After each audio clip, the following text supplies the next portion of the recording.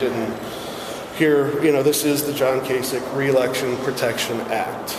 And, if you dig down in the details, again, all of those, I encourage you to study the three federal court cases that we've won against similar tries by the legislature to limit access: LPO versus Blackwell, LPO versus Berner, LPO versus Husted. Every time they bring things like this up, the federal courts say no. I was in the federal appeals court a few months ago when the lawyer from the state of Ohio was there and was reiterating these principles that are also in this bill.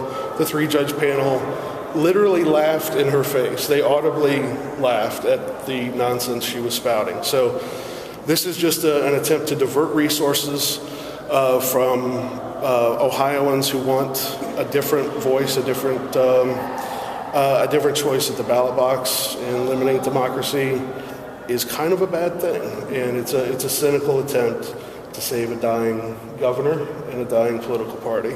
You tried to testify today. Can you talk a little bit about what happened there? Well, we were prepared. We just found out about this hearing yesterday afternoon. We were prepared with testimony. Apparently, it's pro forma to do the sponsor's testimony, and then at the next hearing, we're on the list now. So we'll be ready with, I'm the central, just for those of you who don't know, I'm the Central Committee Chairman of the Libertarian Party of Ohio. My name is Aaron Keith Harris, AARON, middle name Keith, Keith. Please use my middle name, Harris. I'm from Fairborn. Did you say Fairborn? Yeah. I don't understand. It makes it sound like you have until, whatever, is it 100 or 125 days before the general election? Why would it be hard for you to get on the ballot? It seems like you have more time to get the signatures you need. You need fewer signatures. One thing we need, we still need 56,000 signatures spread across 8 congressional districts. But the only people who can petition are residents of Ohio who are registered libertarians, which there's a question that if this bill is passed, whether those people would still count as registered libertarians. Because the only way you can be officially a member of a political party in Ohio, it's based on how you voted in the last primary election. So if they do away with the primary, then you can't be a libertarian in the eyes of the state of Ohio because you can't pull a libertarian ballot in the spring.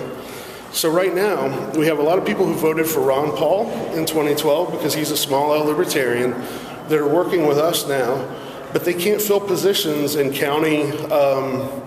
our county affiliates because state law says if you're going to be on a central committee or the executive committee of a political party affiliate, you have to be a libertarian, but you can't change your affiliation until March 6th of 2014 if we're allowed to have the primary.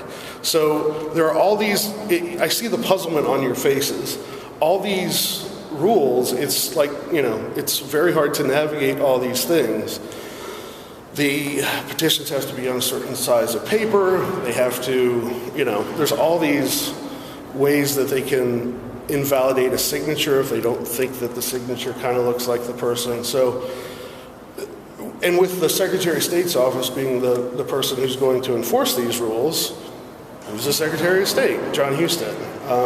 Actually, I'm also our party's candidate for Secretary of State next year because of all these issues.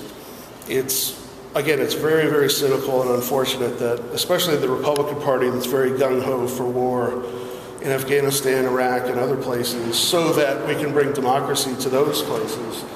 They have the opportunity. Remember the purple thumbs of the Iraqi voters a few years ago? We were all very happy to see that they had a choice.